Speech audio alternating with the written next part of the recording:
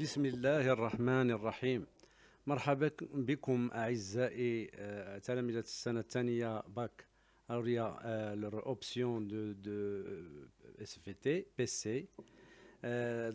Dans cette vidéo, on va continuer ce qu'on a commencé en ce qui concerne le chapitre de la consommation de la matière organique et flux d'énergie. Alors, j'ai parlé dans la vidéo précédente de la glycolyse, c'est-à-dire نحيل الجليكوز في الجيب إلى الشفافة. هي ظاهرة مشتركة بين ظاهرة التخمر والتنفس الخلوي. Donc, c'est un phénomène commun aux deux phénomènes, la fermentation et la respiration cellulaire.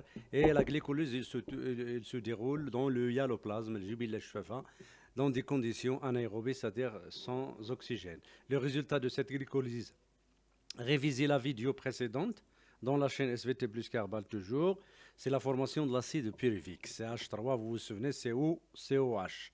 Souvenez-vous donc revoir cette vidéo. Donc maintenant, alors on va poursuivre donc la destination de l'acide pyruvique dans le cas de la respiration cellulaire, c'est-à-dire l'intervention de l'oxygène.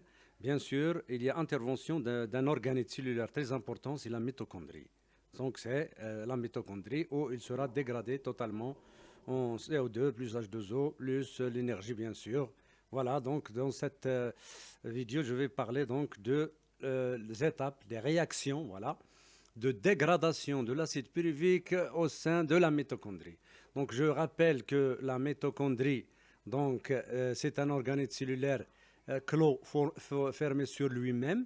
Il est constitué des éléments suivants, donc la membrane 1, ici la membrane externe, 2 la membrane interne, et entre les deux 5, c'est-à-dire l'espace intermembranaire, 3 c'est la matrice, 4 ici c'est les crêtes mitochondriales parce que la membrane interne se replie en formant des crêtes. Souvenez-vous de la vidéo précédente dont j'ai parlé de l'ultrastructure de la mitochondrie. Alors, la face interne de la membrane interne, bien sûr, est tapissée de sphères pédonculées, donc les ATP synthétases. Voilà, donc l'intérieur de la matrice, il s'appelle donc l'intérieur de la mitochondrie, on l'appelle donc la matrice de mitochondrie. Donc on va voir donc comment se dégrade donc l'acide pyruvique donc au sein de la mitochondrie. Donc premièrement, les premières réactions que subit donc l'acide pyruvique, c'est au niveau de la matrice. Regardez ici, j'ai coloré ici en rose, c'est la matrice. D'accord? On va parler de ce qu'on appelle le cycle de Krebs, les phases du cycle de Krebs. Donc ici, donc vous avez un document ici. Alors là, le travail que vous devez faire, utiliser les documents les données de ce document et formuler un bref commentaire dans lequel tu montres le sort de l'acide pyruvique dans la matrice de la mitochondrie.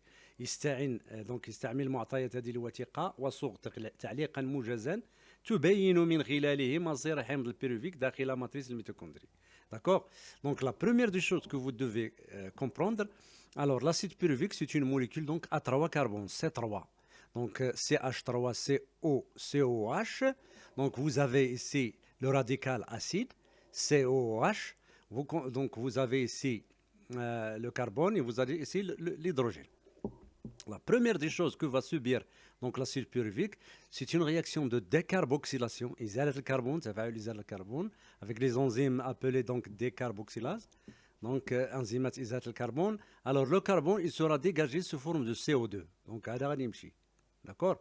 Alors, et en même temps, il va se lier avec une molécule qu'on appelle le coenzyme A. C'est une molécule qui contient le soufre et l'hydrogène. coenzyme هذه السميه coenzyme SH فيها الكبريت وفيها الهيدروجين.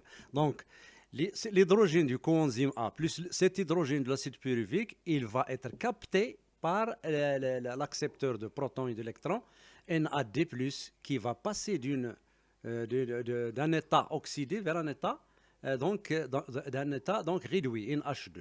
دونك هذا الاتش هذا وهذا الاتش ديال لاسيد بيريفيك والاتش ديال الكونزيم غادي يمشيو لهاد لا موليكول هادي et dégagement de CO2. Donc formation de quoi? De la liaison entre ce qui reste CH3CO, c'est un groupement, le radical acétyl. Le radical acétyl, donc il va se lier avec le coenzyme. Donc S, qu'est-ce qui reste? Le soufre plus coenzyme A, donc c'est bien S-coenzyme A. D'accord? C'est une molécule à deux carbones. Le carbone, attention, là, c'est carbone. D'accord? Donc C2. Donc formation de ce qu'on appelle l'acétylcoenzyme A. C'est une molécule. Donc ça, c'est la première phase. Transformation de l'acide pyruvique en acétylcoenzyme A. J'espère que vous avez compris. Alors, cet acétylcoenzyme A, qui est une molécule à deux carbones, va se lier avec un acide oxaloacétique, qui est une molécule à quatre carbones. Donc 4 carbones plus 6 carbones, 2 carbones, ça va donner une molécule qu'on appelle l'acide citrique, qui est une molécule à 6 carbones. C'est avec, bien sûr, départ du coenzyme A. Donc, d'accord? Donc, je m'excuse.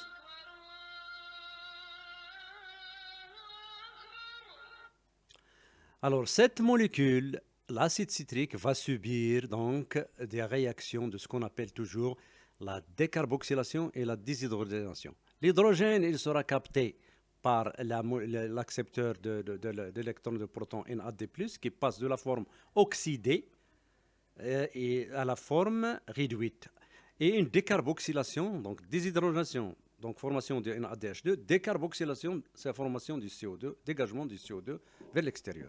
Donc C5 va perdre un carbone donc par décarboxylation, il va se transformer en autre molécule C5. C5 va subir les mêmes réactions, déshydrogénation, décarboxylation, formation, retour à l'acide et oxaloacétique, C4, la molécule AC4 bien sûr, avec donc ici 3 réactions. La première réaction, c'est la formation d'une molécule d'ATP à partir de la phosphorylation, phosphorate, ADP, ADP, ZADP, phosphara, formation de l'ATP. Suivi d'une, bien sûr, déshydrogénation, formation d'une autre molécule FADH2. FADH2, c'est exactement, c'est une molécule comme NADH2. C'est une molécule, on l'appelle F-flavine, flavine adénine dinucléotide.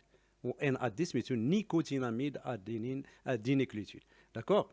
Donc, formation d'une molécule de FADH2, donc réduction de FAD+, qui va passer de la forme oxydée vers la forme réduite.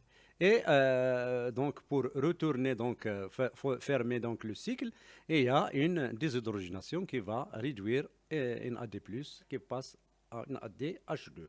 Donc ça, les réactions, on les appelle les réactions du cycle de Krebs. Le bilan. Donc formation, je les ai mis ici en rouge. Alors 1, comptez-les. 1, 2, 3, 4. Donc formation de 4 NADH2, une molécule de FADH2 et une molécule d'ATP. Cela, il est valable pour une seule molécule d'acide pyruvique. On sait que donc la glycolyse nous donne 2 acides pyruviques. Donc vous avez donc à multiplier par 2 donc tous ces composants. Donc vous avez donc 4 NAD, ça veut dire 4 fois 2, ça fait 8. Et ici c'est 1. Ça fois 2, donc c'est 2. Et ici 2 ATP, donc pour 2 molécules d'acide pyruvique. Donc ça, c'est tout ce que je peux vous dire pour cette vidéo. Donc je récapitule. Donc dans la matrice, il y a 2 phases. La transformation de l'acide pyruvique en acétylcoenzyme A, qui est une molécule à 2 carbones. Donc C3, donc ça de molécule à la molécule de carbone. Cette molécule va donc se lier avec une molécule d'acide oxalotique C4 qui va donner l'acide citrique C6. Et à partir de l'acide citrique, donc, il y a donc des réactions de déshydrogénation, décarboxylation. L'hydrogène, il est capté par les accepteurs d'électrons NADH2, NAD+, et FAD+, formation donc de composants réduits NADH2, FADH2, plus une ATP ici. Alors pour cet ATP, il y a une autre molécule énergétique appelée GTP. GTP qui va donc s'hydrolyser en GDP. GDP donc qui avec libération du phosphore. Ce phosphore va se lier à l'ADP, donc formation de l'ATP. Donc voilà donc là, en résumé, ADP plus P, ça donne ATP. Donc j'espère donc que vous avez donc saisi. Vous avez donc ce que j'ai expliqué, vous pouvez le lire. Voilà. Donc le bilan pour une molécule d'acide pyruvique à formation de 4 NADH2, voilà, 1, 2, 3, 4, et une molécule de FADH2 plus une molécule supplémentaire d'ATP. هادشي اللي تيوقع الحمض البيروفيك